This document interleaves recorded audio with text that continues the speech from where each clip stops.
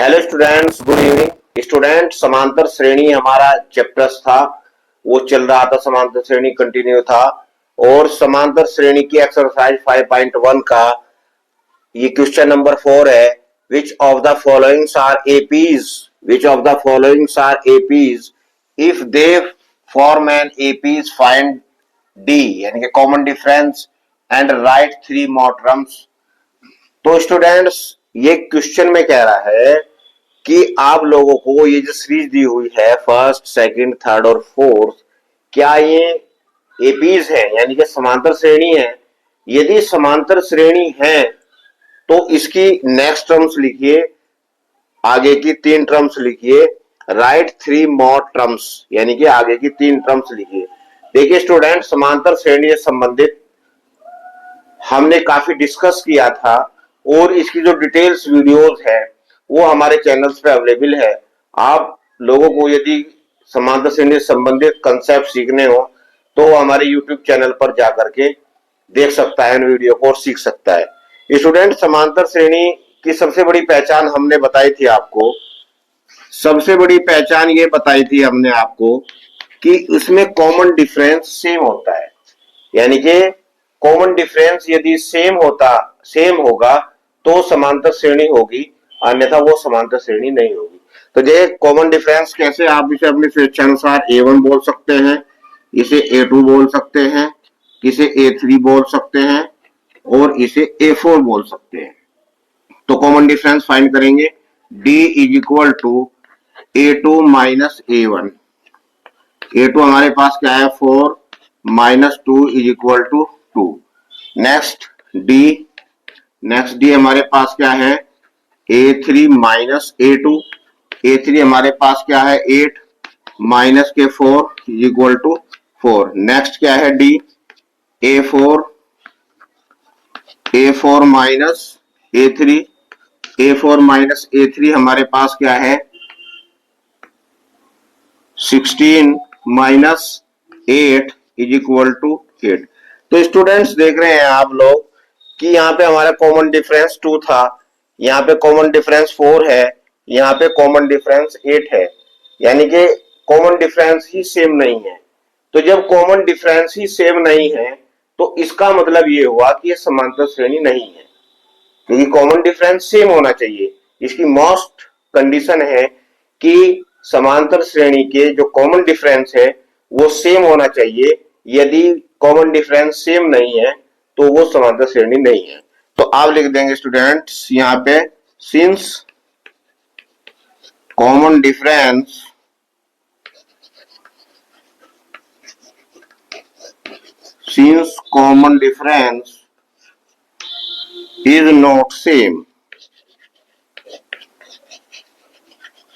is not same, hence above series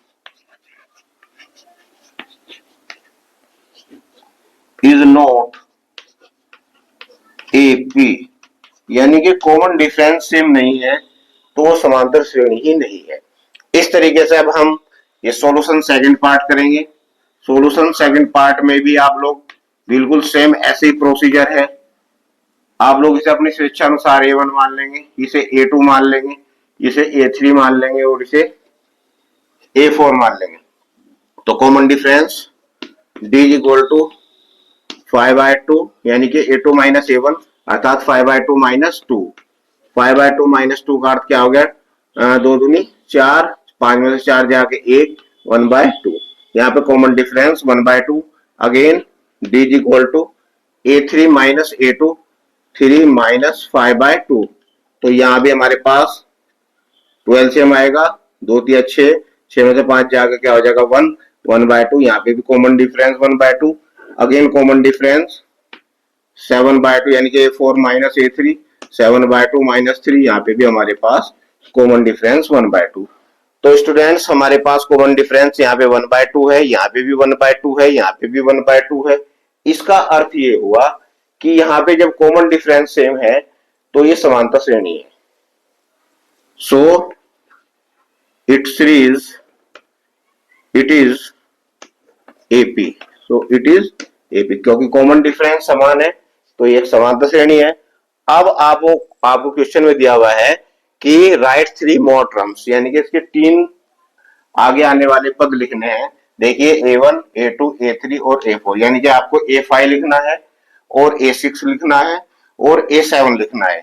तो A5 लिखने के लिए आप लोग क्या करेंगे, A5 is equal to A plus के 4D, A प्लस के 4D। ए हमारे पास, यानी कि A हमारे पास क्या है, फर्स्ट टर्म्स हमारे पास क्या है 2 प्लस के 4 इंटू डी हमारे पास क्या है 1/2, 2 दूनी 4, तो 2 और 2 क्या आ जाएगा 4। स्टूडेंट्स आप लोग इसे इस टेक्निक से भी याद कर सकते हैं कि A5 A प्लस 4D, यानी कि यहाँ पे 5 है तो यहाँ पे 4 आएगा, यहाँ पे 6 है तो यहाँ पे 5 आएगा, यहाँ पे 7 है तो यहाँ पे 6 आएगा, यहाँ पे 8 है तो यहाँ पे 7 आएगा, यानी कि एक कम आएगा, एक कम आएगा। इसकी संपूर्ण डिटेल्स वीडियो हमारे चैनल पे अवेलेबल है और वो जाकर के वहां से आप लोग अपनी क्वेरी कर सकते हैं, क्योंकि ये formula an is equal to a plus n minus 1 into D से आता है। अब हमारे पास नेक्स्ट टर्म्स क्या है, a6 है, a6 हमने आप लोगों को बताया है a प्लस के 5d, यानी कि इससे 6 से 1 कम 5। ये हमारे पास क्या है 2 प्लस के 5 इंटू डी हमारे पास क्या है 1/2। तो इस तरीके से आप लोग इसे करेंगे, 2 प्लस के 5/2, 2 दूनी 4, 4 और 5 क्या आ जाएगा 9/2। इस तरीके से आप इसे करेंगे A5 A6। अब A7 आप लोग कैसे करेंगे भैया, A7 is equal to A plus के, हमने बताया था कि इससे एक कम हमारे पास क्या आ जाएगा 6D।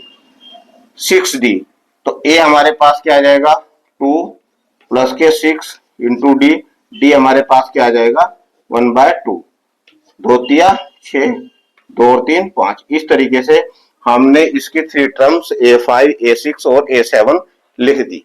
ठीक है स्टूडेंट्स, अब हम नेक्स्ट करेंगे solution of the third part. इसका जो सॉल्यूशन है इसमें भी सेम आप लोग ऐसे ही करेंगे, d इज इक्वल टू, यानी कि इस टर्म्स में से टर्म्स घटाएंगे, माइनस के 3/2 माइनस के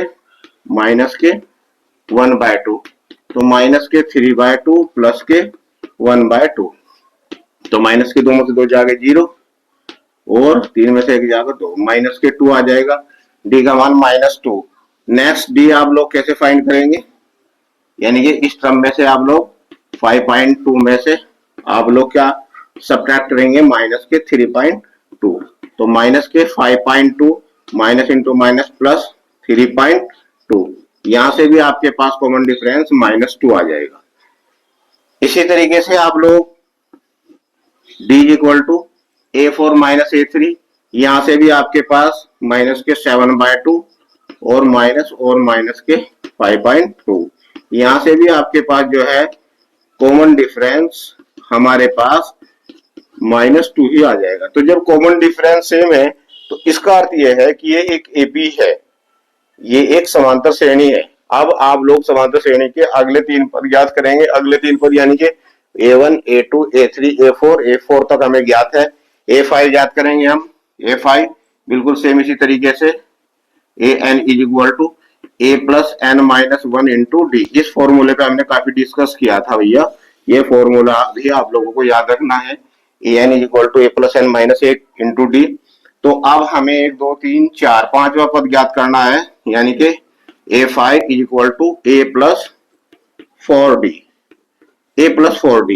ए हमारे पास क्या है माइनस के 1.2 प्लस के 4 इंटू डी हमारे पास क्या आ गया माइनस के 2, तो माइनस के 1.2 प्लस माइनस के 2 चौक 8, तो ये आ गया हमारे पास माइनस के 9.2। इस तरीके से A6 भी आप लोग कैसे ज्ञात करेंगे, a प्लस के 5d, यानी कि a हमारे पास माइनस के 1.2 प्लस के 5 इंटू डी का मान हमारे पास -2, तो क्या आ जाएगा स्टूडेंट्स माइनस के 1.2 और माइनस 5 दूनी 10, तो माइनस के 11.2, तो ये A6 आ गया। अब हम A7 ज्ञात करेंगे। A7 ज्ञात करने के लिए A प्लस के 6D यानी कि 7 से 1 कम 6D। ए हमारे पास क्या है, माइनस के 1.2 प्लस के 6 इंटू डी। डी हमारे पास है माइनस के 2, तो माइनस के 1.2 और माइनस के 12, तो माइनस के 13.2। तो स्टूडेंट्स हम लोगों ने A5, A6 और A7 आप लोगों को ज्ञात करके दिखा दिया। इसी तरीके से हम जो सॉल्यूशन है, सॉल्यूशन ऑफ फोर्थ पार्ट करेंगे, इसका हम सॉल्यूशन ज्ञात करेंगे। इसका सॉल्यूशन ज्ञात करने का भी सेम वही मेथड है। सबसे पहले तो आप लोग इसे अपनी स्वेच्छा अनुसार A1 मान लेंगे, A2 मान लेंगे और A3 मान लेंगे और A4 मान लेंगे। तो D is equal to A2 minus A1 minus के 6 और माइनस के 10, माइनस के 6 प्लस के 10 इज इक्वल टू 4। ये हमारे पास 4 आ गया। इसी तरीके से नेक्स्ट D कैसे निकाल लेंगे आप लोग, माइनस के 2 और माइनस के 6, माइनस के 2 प्लस के 6 इज इक्वल टू, यहाँ भी हमारे पास कॉमन डिफरेंस 4 आ गया। इसी तरीके से नेक्स्ट D निकाल लेंगे हम लोग 2 और माइनस 2, तो 2 प्लस के 2 इज इक्वल टू 4। यहाँ पे भी कॉमन डिफरेंस 4 आ गया। तो स्टूडेंट्स कॉमन डिफरेंस सेम है, यहाँ पे भी 4 है, यहाँ पे भी 4 है, यहाँ पे भी 4 है। तब जब कॉमन डिफरेंस सेम होता है तब यह एपी होती है। So it is AP. तो ये एपी सीरीज है। एपी सीरीज के लिए अब देखिए आप लोग A1, A2, A3, A4 तक आप लोगों को पता है। A5 याद करेंगे, यानी कि पांचवा पद A5 बराबर A प्लस 4 इंटू डी, यानी कि 5 से 1 कम। ये कहां से आया स्टूडेंट्स, ये फॉर्मूला है, यहां से आया। A N is equal to A plus N minus 1 into D, यानी कि जो सा भी पद आप लोग ज्ञात करना चाहेंगे एन के स्थान पर आप लोग उसे रिप्लेस कर देंगे। आप लोगों को यदि पांचवा पद ज्ञात करना हो, दूसरा पद ज्ञात करना हो, पहला पद ज्ञात करना हो, चौथा पद ज्ञात करना हो, तो आप लोग ऐसे इससे इस फॉर्मूले के जरिए आप लोग ज्ञात कर सकते हैं। A5 is equal to A plus 4D। ए हमारे पास क्या आ गया, माइनस के 10 प्लस के 4 इंटू डी। डी हमारे पास क्या आ गया 4, माइनस के 10 प्लस के 16 इज इक्वल टू प्लस के 6। तो A5 आ गया। अब A6 हमने आप लोगों को बताया था A6 is equal to A plus 5D, यानी कि ए हमारे पास क्या है, माइनस के 10 प्लस के 5 इंटू डी। डी हमारे पास क्या आ गया 4, तो माइनस के 10 प्लस के 20 इज इक्वल टू प्लस के 10। इस तरीके से A7 इज इक्वल टू 7 से 1 कम A प्लस 6D। ए हमारे पास क्या आ गया, माइनस के 10 प्लस के 6 इंटू डी हमारे पास 4, तो माइनस के 10 प्लस के 24 इज इक्वल टू 14। ये प्लस के 14 आ गया। तो स्टूडेंट फोर मोर 3 टर्म्स, यानी कि आगे की आने वाले 3 पद हमने A5, A6, A7 ज्ञात कर दिया है। तो स्टूडेंट्स आई होप, मुझे उम्मीद है कि आप लोगों को ये सब कुछ समझ में आ गया होगा समांतर श्रेणी से संबंधित।